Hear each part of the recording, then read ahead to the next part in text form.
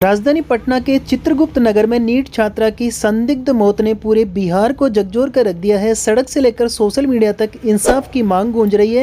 लेकिन अब इस मामले में एक ऐसी चिट्ठी बम फूटी है जिसने पुलिस की पूरी थ्योरी को कटघरे में खड़ा कर दिया है। छात्रा के पिता ने डीजीपी को चिट्ठी लिखी है। उन्होंने कई सवाल उठाए हैं जो ये साबित करते हैं कि यह मामला केवल हत्या या आत्महत्या का नहीं बल्कि एक बड़ी साजिश की ओर इशारा करता है। जिन्होंने बिहार के डीजीपी को पत्र लिखा है। एसआईटी विशेष जांच दल की भूमिका पर गंभीर सवाल उठाए हैं। लड़की के पिता ने इस पत्र में 8 ऐसे विस्फोटक पॉइंट उठाए हैं जो इशारा कर रहे हैं कि यह मामला ओवरडोज का भी नहीं है। डीजीपी को लिखे पत्र में सबसे चौंकाने वाला खुलासा पॉइंट वाइज है। पिता के सवालों में दम दिखाई देता है। पत्र के अनुसार परिजनों ने डीजीपी को लिखे पत्र में पूछा है कि वो नर्स कौन थी और वो अभी कहाँ है जिसने 7 जनवरी 2026 की रात 10:30 बजे से 11:30 के बीच छात्रा की मां से कहा था लड़की के साथ बहुत गलत हुआ है। ऐसे में पिता ने ये गंभीर सवाल उठाए हैं। उन्होंने पूछा है कि आखिर नर्स ने लड़की की मां को ऐसा क्यों कहा। परिजनों ने एसआईटी पर सवाल उठाते हुए कहा कि अब तक इस नर्स या मेडिकल स्टाफ का बयान दर्ज नहीं किया गया, ऐसा क्यों। परिजनों का कहना है कि ये वही नर्स है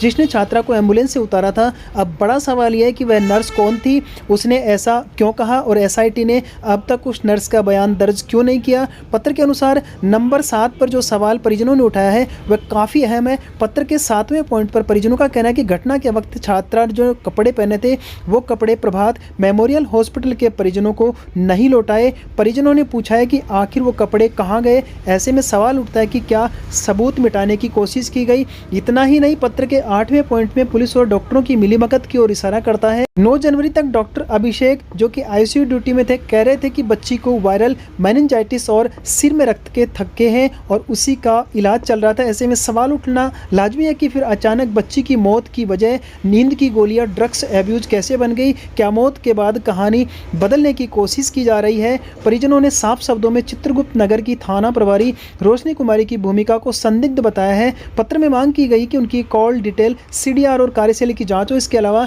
छात्रावास के मालिक मनीष रंजन के पिछले दरवाजे के सीसीटीवी फुटेज और हॉस्टल संचालिका नीलम अग्रवाल और उनके बेटे के मोबाइल की जांच की मांग ने मामले को और पेचीदा बना दिया है। डीजीपी को भेजे पत्र में साफ लिखा है कि एसआईटी जानबूझकर इन संवेदनशील बिंदुओं को नज़रअंदाज कर रही है।